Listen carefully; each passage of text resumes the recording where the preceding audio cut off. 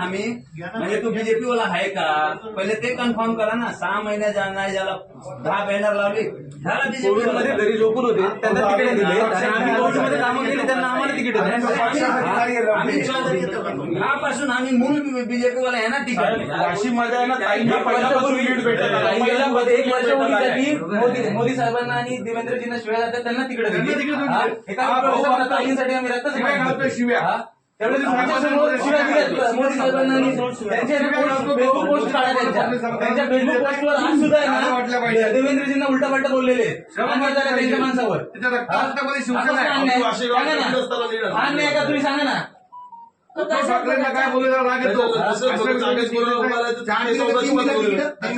3 दिले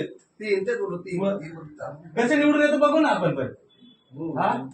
चॅलेंज लावू ताई येत आमच्या मागं आम्ही चॅलेंज देतो.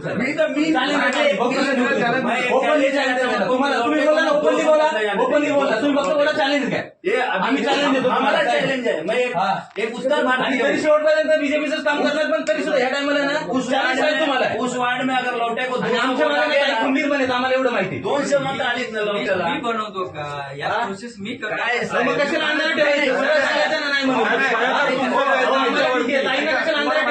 निवडणूक कार्यक्रमाला ते येत नाही. तुम्ही 160ला फॉर्म सही केला नसतं तर ते कशा फॉर्म भरला असतं साहेब एवढं राष्ट्रवादीचं कोण आहे साहेब. तुम्ही जर बोलत असता तर हे करण्यापेक्षा मी राजीनामा देतो. आम्ही तुमचा धावळ मागे राहिलो असतो. तुम्ही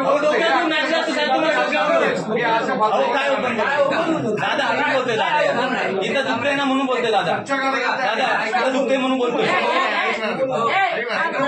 ऐका जरा माझा ऐका साहेबांचा रिस्पेक्ट करतो आज सुद्धा करतोय करत राहणार आहे. ऐका जरा मी काय सांगतो बघा. निवडणूक प्रभारी आणि निवडणूक प्रमुख हे 2 पक्षातर्फे निवडणूक केलेले असतात जे सगळे निवडणूक सांभाळतात.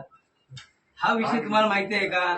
मग निवडणूक प्रभारी आणि निवडणूक प्रमुखांनी जी लिस्ट बनवली त्याच्यामध्ये जर नावं नसतील तर त्या ठिकाणी मी नावं असले पाहिजे.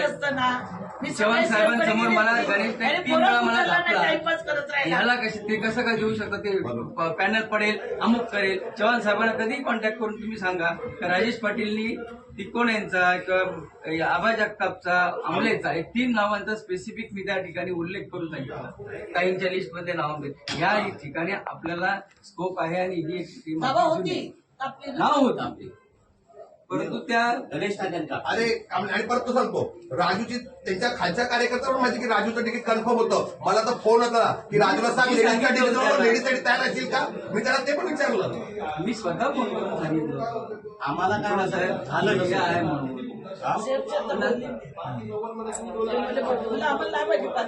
काय माहितीये पार्टी आपल्याला चालवायची आणि आपले कार्यकर्ते जीवाचे त्यांना जर आपण ज्या वेळेला न्याय नाही देऊ शकत तर काय करायचं.